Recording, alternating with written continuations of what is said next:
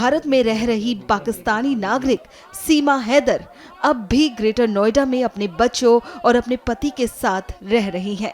अवैध रूप से सीमा हैदर ने भारत में एंट्री ली थी, जिसके बाद उनकी अदालत में पेशी हुई थी और एटीएस भी इस मामले में जांच कर रही है।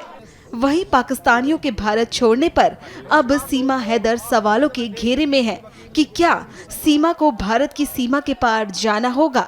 इस मामले पर उनके वकील एपी सिंह ने क्या कुछ कहा, सुनिए।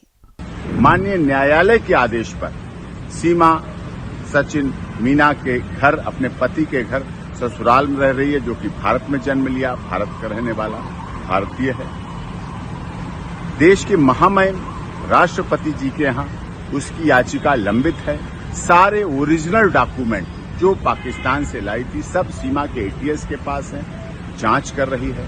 सीमा अपने ससुराल और अस्पताल के अलावा आज तक कहीं नहीं गई। पिछले दिनों जब से ये पहलगाम घटना हुई, उससे भी एक दिन पहले उसके तीसरी नंबर की बेटी को वायरल फीवर की वजह से डेंगू हुआ। डेंगू में प्लेटलेट्स बहुत डाउन हुए। अभी भी वो बेटी के लिए दोनों पति पत्नी परिवार के साथ हॉस्पिटल में है, इलाज चल रहा है लगातार।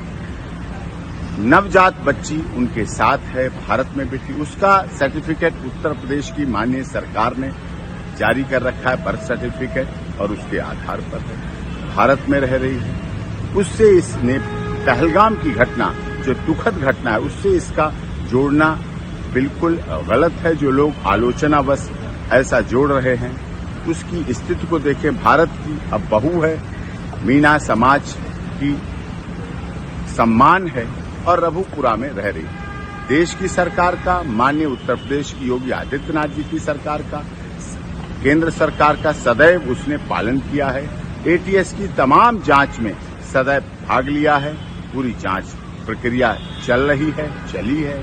उसमें कहीं कोई उसको गलत और उस तरह से कुछ भी अब तक कोई कुछ नहीं मिले हैं। इसलिए उसके साथ उस घटना से न जोड़कर उसके साथ सिंपैथेटिक, जियो जीने दो, हमदर्दी, मानवतावादी, मानवाधिकारों की रक्षा करने की बात होनी चाहिए।